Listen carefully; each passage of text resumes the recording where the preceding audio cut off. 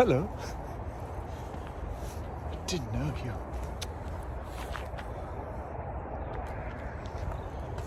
I don't have to explain what that is. Anyway, so we had the virus.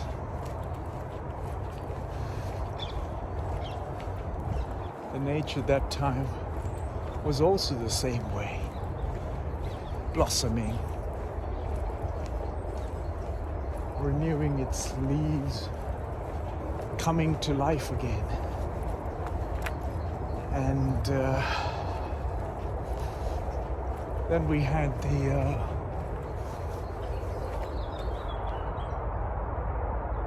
from those trees. So wonderful. Look at how wonderful the nature is. These are just fallen off. Little necklaces, like earrings, like. Wonderful, right? And then of course the cotton has just gathered on some of these. So you got different colorful earrings. Look. It's amazing, right? This is what people are missing out. Anyway, so then we locked ourselves down. Costa coffee. We locked ourselves down whilst the flowers were blossoming and the energy of life was happening outside of here. And then we go on about the political drama, social media drama, news drama, documentaries about the virus. But the virus was doing what it knows best, catching you out with your silliness instead of taking care of yourself with the responsible meaning for ways of living rather than going for a cup of coffee. You're driven by compulsions rather than the necessities to life.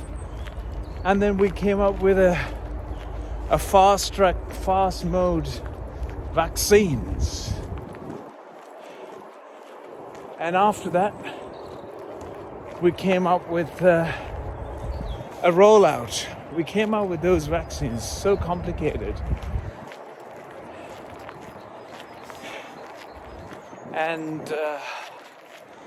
And then we came up with an understanding that we are not going to compromise each other because we are all in together in this. Yet very few people can hear. Very few people have been educated to know this. It's not going to work in the way that human beings have been brought up. Their education, their silly ways about life, is selfish attitude to life is what's crippling us every day, as you know. Anyhow, and then what happened afterwards? We then start talking about something very common to us all, which is as soon as something is introduced medically, we talk about side effects. So, four-pronged situation for us. First it was a virus. Then it was the lockdown. Then it was the vaccines. Then it was the side effects. We all know for any chemicals that we introduce that is man-made, there is obviously going to be side effects. The nature has no side effects. Nature's always been that way. It's not textbook-like. It's never written down. Any moment in time, I could be hail, thunder, lightning, and I will cease to exist. Any life that's under its path will be gone. So, as you understand, life is not written down in any way. Life is not for you to make out a profit or confuse the other, or to confuse yourself, and to confuse this very intelligently created life. Every life is created with an intelligence to survive and exist in any given circumstances it faces. The challenges we have ahead of us are for us to take a gentle step in whatever we do. If you're going at a pace and you don't know where the steering wheel is and where you're heading, what should you do? You slow down, right? You slow down, compose yourself, make sure that nothing is in the harm's way, nothing will be, whatever you do, whatever you don't do, is not going to have an impact on you, nor have an impact or detrimental cause of harm or destruction to anything around you. So what we really need is our conscious attitude to life, and that we become aware of our very fragile nature of life in this vastness of the existence that's supporting us all. When I say vastness of this existence that's supporting us all, is that very a geometric perfection of this planet. The planet, the sun, the moon, the stars, the galaxies aren't strung to you for you to get a self-centric or human-centric attitude to life. Everything to life is happening. A blossoming of these flowers. Have a look at this, folks.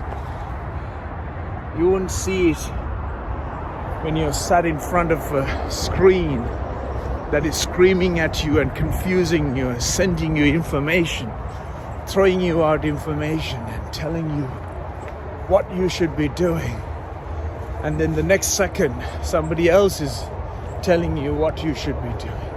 The next moment is telling you something else. As you know, with the start of the pandemic, how many papers are written, how many have been specializing in talking about it, and we still haven't a clue what we are doing to ourselves, to the life of innocent children, innocent people around the world. We are simply making ourselves into a mockery.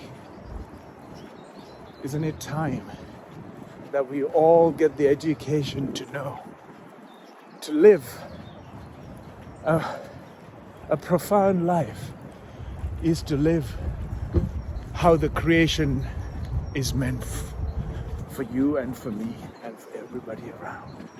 Instead of trashing it, instead of breaking it, instead of making it into politics, putting it through a religious scripture and philosophizing and writing up books as to how you survived and how you got through this pandemic, whilst making others feel vulnerable in their life. This is not what life means. Look at this nature. Nature is here to heal you. Nature is here to support you. The very freshness of my breath is a creation all around me. It's not your silly nonsense that are stuck up in your head that's going to leave you alive. It is the very breath that you yo-yoing off every single minute is what propels you, what energizes you, what rejuvenates you, replenish you, and revive you as you take a step forward. May those steps, may those journeys of you make be a very gentle and profound and more inclusive and wholesome, because you're not in any way exclusive from this creation. You're part of this creation. You're simply a speck in this vast creation and this vast and incredible creation. And that said, it's time that we all come together to pay respect to our planet, the nature, and every life that is here to support in many ways for a healthy and vibrating, and more importantly, an exuberance and blossoming of life that we all are. Thank you. Hear the sounds of birds tweeting. It's not your tweet that's important. It is those tweets that may help those birds communicate in a way that they find that they are sensitive to the life around them.